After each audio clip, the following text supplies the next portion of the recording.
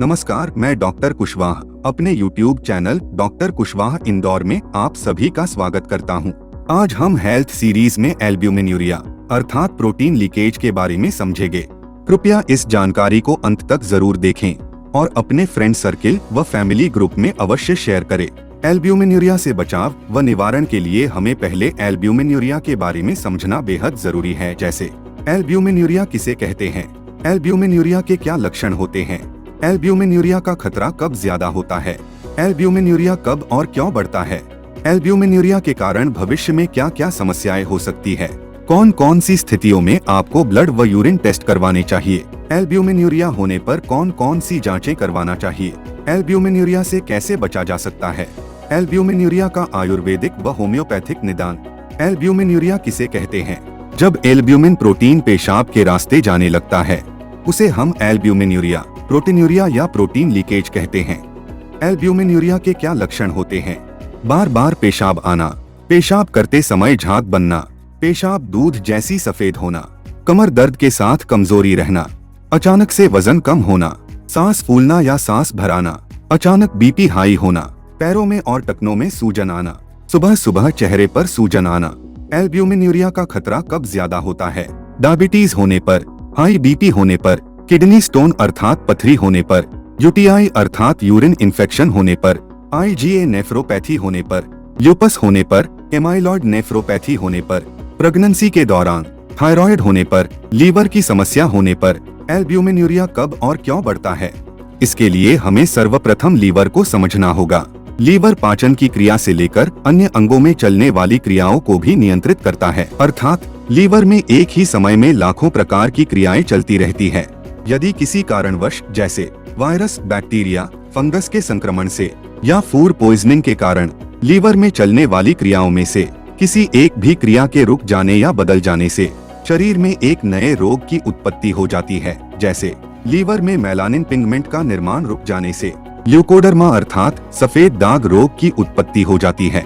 ठीक इसी प्रकार बहुत से रोगों की उत्पत्ति लीवर में चलने वाली क्रियाओं के रुक जाने या उनमें बदलाव आ जाने के कारण होती है। एल्ब्यूमिन्यूरिया भी लीवर की क्रियाओं में आए बदलाव के कारण होने वाली एक प्रकार की विकृति है, अर्थात लीवर की क्रिया में बदलाव आने के कारण नेफ्रॉन के पोडोसाइट्स का साइज घट जाता है, जिसके कारण पेशाब के साथ साथ प्रोटीन भी छनकर पेशाब के साथ जाने लगता है।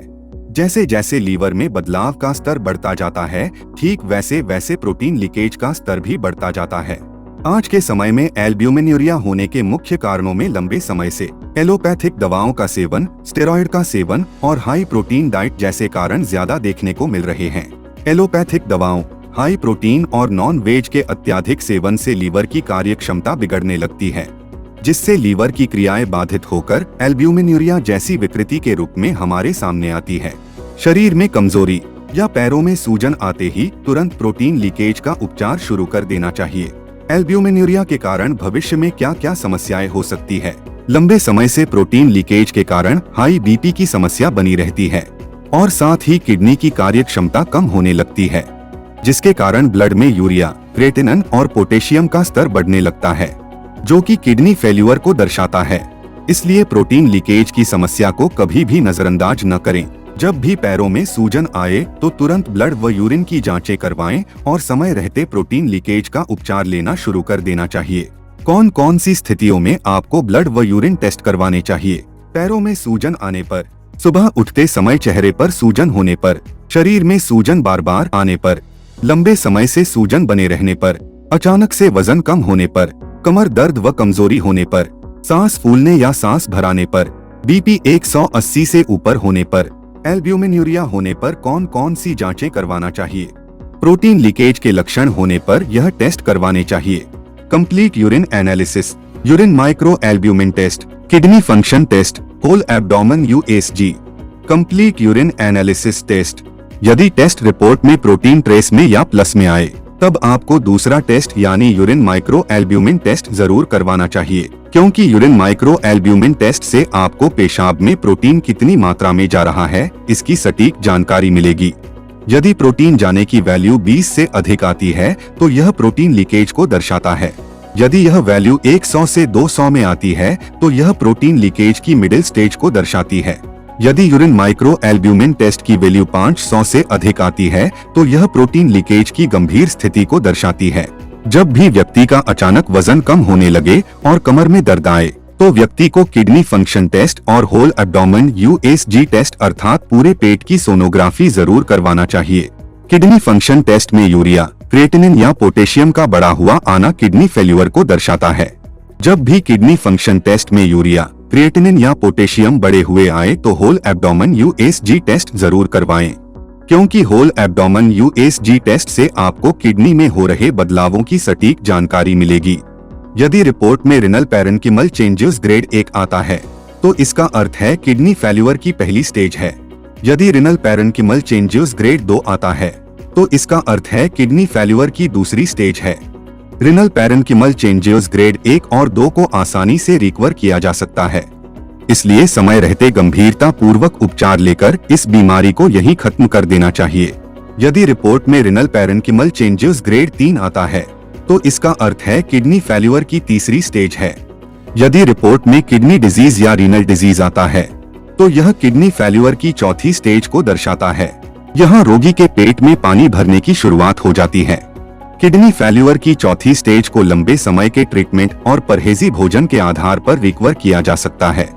यदि रिपोर्ट में एंड स्टेज किडनी डिजीज या एंड स्टेज रीनल डिजीज आता है तो यह किडनी फेल्यूर की 5वीं स्टेज को दर्शाता है, जिसे दवाओं द्वारा मैनेज कर डायलिसिस पर जाने से या किडनी ट्रांसप्लांट पर जाने से रोका जा सकता है, परंतु किडनी को पूर्ण रूप से ठीक नहीं किया जा सकता है।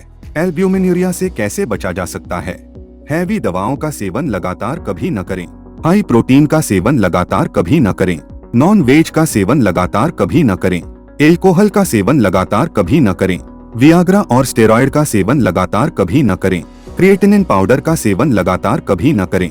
बीपी बढ़ाने वाली दवाओं का सेवन लगातार कभी न करें। अत्यधिक चाय या कॉफी का सेवन लगातार कभी न करें। प्रोटीन लीकेज का आयुर्वेदिक व होम्योपैथिक निदान। प्रोटीन लीकेज के लिए डॉक्टर कुशवाह ने आयुर्वेदिक A2 साइरप व होम्योपैथिक H2 साइरप का निर्माण किया है, जो प्रोटीन लीकेज के कारणों को ठीक करती है, जिससे व्यक्ति में कुछ ही दिनों में सकारात्मक बदलाव दिखाई देने लगते हैं, जैसे पेशाब का सामान्य होना, कमर दर्द व कमजोरी खत्म होना, बीपी का सामान्य होना, पैरों की सूजन खत्म होना, शरीर में हीमोग्लोबिन बढ़ने लगना। साथ ही आयुर्वेदिक A2 साइरप व होम्योपैथिक H2 साइरप शरीर में आई कमजोरी को खत्म कर शरीर में स्फूर्ति का संचार करती है। आयुर्वेदिक A2 साइरप और होम्योपैथिक H2 साइरप सेवन विधि। H12A साइरप के 2 ढक्कन नाश्ते या भोजन के 1 घंटे पहले लें। H12C साइरप के 2 ढक्कन नाश्ते या भोजन के तुरंत बाद ले। H2 साइरप के 2 ढक्कन नाश्ते या भोजन के 1 घंटे बाद ले। बताई गई विधि से H12A साइरप, H12C साइरप और H2 साइरप का सेवन कम से कम 6 माह तक करें। किडनी संबंधित समस्याओं के लिए डॉक्टर कुशवाह के आयुर्वेदिक व होम्योपैथिक फार्मूले। पेडल एडिमा अर्थात पैरों की सूजन के लिए आयुर्वेदिक A3 साइरप और homeopathic H3 syrup. High urea के लिए आयुर्वेदिक A4 साइरप और होम्योपैथिक H4 साइरप। क्रिएटिनिन के लिए आयुर्वेदिक A8A साइरप और homeopathic H8A syrup. High potassium के लिए आयुर्वेदिक A5 साइरप और homeopathic H5 syrup. High urea और हाई क्रिएटिनिन के लिए आयुर्वेदिक A8B साइरप और homeopathic H8B syrup. High BP के लिए आयुर्वेदिक A30 साइरप और होम्योपैथिक H30 साइरप। शुगर के लिए आयुर्वेदिक A20A साइरप और homeopathic H20A syrup. High uric acid के लिए आयुर्वेदिक A39 साइरप और होम्योपैथिक H39 साइरप। खून की कमी के लिए आयुर्वेदिक A10 साइरप और होम्योपैथिक H10 साइरप। पेट में पानी भरने पर आयुर्वेदिक A12E साइरप और होम्योपैथिक H12E साइरप। डायलिसिस छुड़ाने के लिए आयुर्वेदिक A8C साइरप और होम्योपैथिक H8C साइरप। भूख न लगने पर आयुर्वेदिक A12B साइरप और होम्योपैथिक H12B साइरप। कब्जियत के लिए आयुर्वेदिक A15 साइरप और homeopathic H15 syrup. Urine infection के लिए आयुर्वेदिक A1 साइरप और होम्योपैथिक H1 साइरप। प्रोस्टेट की समस्या के लिए आयुर्वेदिक A7 साइरप और homeopathic H7 syrup. Kidney stone के लिए आयुर्वेदिक A6 साइरप और होम्योपैथिक H6 साइरप। किडनी की कार्य क्षमता बढ़ाने के लिए आयुर्वेदिक A8D साइरप और होम्योपैथिक H8D साइरप। हमारे द्वारा निर्देशित सभी दवाएं साइड इफेक्ट रहित आयुर्वेदिक व होम्योपैथिक दवाएं हैं। मेडिसिन ऑर्डर करने के लिए आप हमारी doctor Kushwaha Indore app download करें या 9826163201 पर कॉल करें या व्हाट्सएप करें। साथ ही अब हमारी दवाएं अन्य सभी ऑनलाइन ऐप पर भी उपलब्ध है। आप अपना ऑर्डर वहां से भी कर सकते हैं। नकल से सावधान। हमारी दवाएं डॉक्टर कुशवाहा का रजिस्टर्ड 3D होलोग्राम देखकर ही खरीदे। डॉक्टर कुशवाहा की विशेष दवाओं की जानकारी के लिए doctor Kushwaha Indore YouTube channel को आज ही सब्सक्राइब करें। आयुष्मान भव healing and research centre private limited, shop number 1, first floor, Yashwant plaza, railway station के सामने, इंदौर। Helpline number 9826163201, 9893054814। अपने दोस्तों के साथ इस वीडियो को शेयर करना न भूलें। धन्यवाद।